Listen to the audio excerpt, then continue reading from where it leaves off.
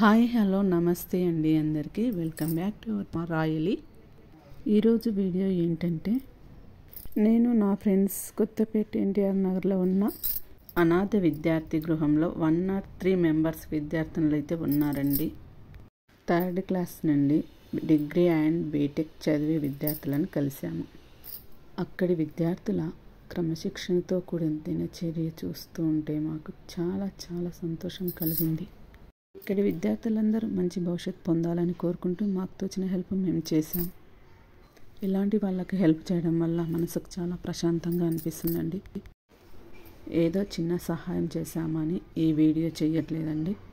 మాలాగా ఎవరైనా సహాయం చేయాలి అనుకునే వాళ్ళు చేస్తారని ఆశిస్తూ ఈ వీడియో చేయడం జరిగిందండి. మీకు కనుక నా వీడియో నచ్చినట్టయితే లైక్ చేయండి, షేర్ చేయండి, సబ్స్క్రైబ్ చేయండి.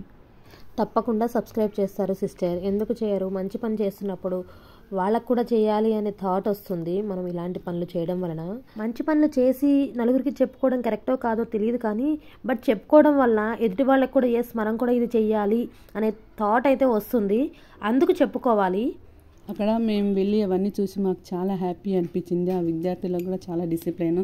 మేము వాళ్ళకి ఫుడ్ కూడా పెట్టాము. సో వాళ్ళైతే ఆ విషయంలో చాలా హ్యాపీ ఫీల్ అయ్యారు. అంటే ఫుడ్ పెట్టాము అని చెప్పడం కంటే కూడా అందరం కలిపి హెల్ప్ చేశాము అనేది మాత్రం నాకు చాలా హ్యాపీ అనిపించింది.